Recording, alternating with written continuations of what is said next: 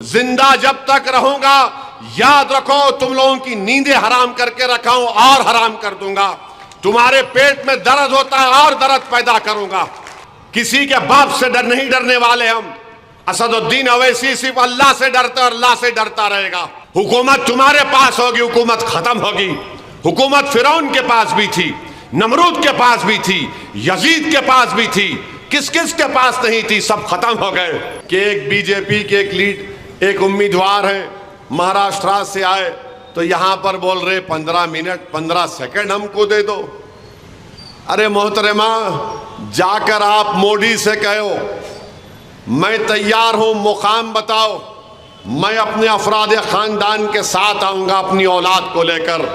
तुम क्या करोगे? 15 घंटे तुमको दे रहा हूं। तुम क्या करना चाह रहे बताओ मेरे को।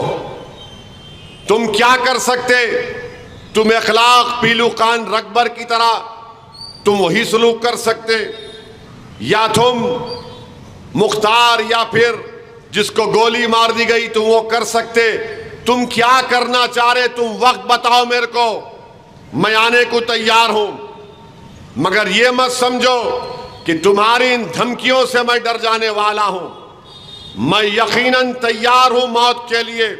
मैं मौत से नहीं डरता, मैं डरता इस बात से हूं कि जब कब्र में जाऊंगा तो अगर मेरे आमाल का हिसाब पूछा जाएगा और अल्लाह अपने हबीब के सदक़े में करम नहीं करेगा तो फिर मेरा क्या होगा। मगर मौत तो बरक़ है। तुम क्या समझ रहे कि तुम भी नहीं जाओगे इस दुनिया से? अरे मुझ पर 2-2 मरतबा 3-3 मरतबा मेरे ऊपर जानलेवा हमला हुआ। 6 फीट के फासले से जालिमों ने गोलियां चलाई।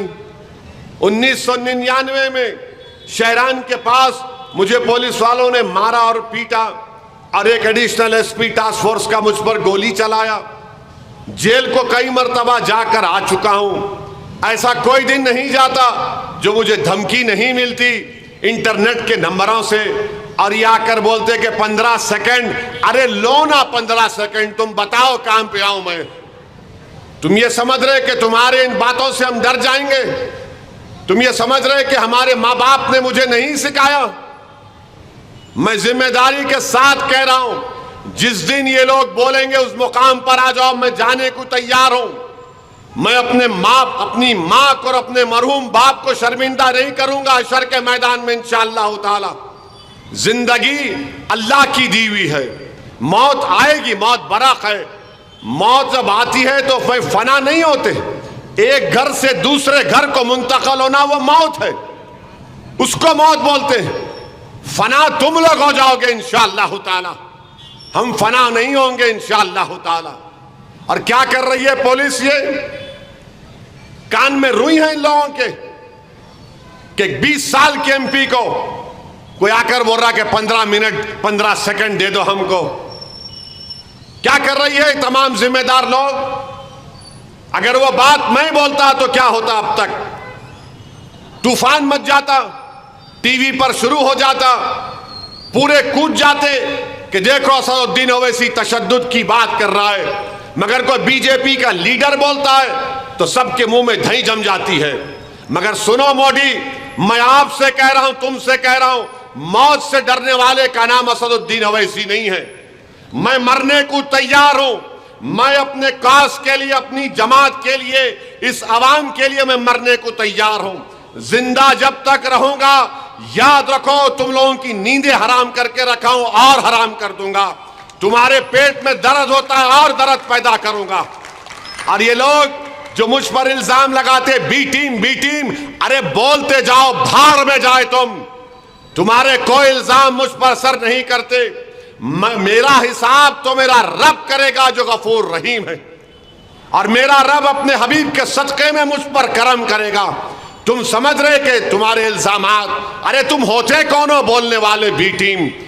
ये मुल्क बदल चुका है, भाड़ में गया तुम्हारा खानदान और पानदान। ये मुल्क अब बदल चुका है। तुम समझ रहे कि तुम्हारे इल्जाम लगाने से मुझे कुछ फर्क पड़ता? अरे मैं इस रास्ते पर मेहनत करके आया हूं, पुलिस की लाठियां खाकर आया हूं, जेल को जाकर आया हूं। तुम ये समझ रहे कि चमन में चल के मैं आया यहां पर? गोलियां चलाई हैं, अरे चला गोली, डराएंगे? अरे कौन डरेगा? किसी के बाप से डर नहीं डरने वाले हम। असदुद्दीन अवैसी सिर्फ अल्लाह से डरता और अल्लाह से डरता रहेगा। हुकूमत तुम्हारे पास होगी, हुकूमत खत्म होगी। हुकूमत फिरौन के पास भी थी, नमरूद के पास भी थी, यजीद के पास भी थी, किस किस के पास नहीं थी, सब खत्म हो गए, खंडरों में तब्दील हो गए। और ये लोग आकर हमको बोल रहे हैं 15 सेकंड दे दो।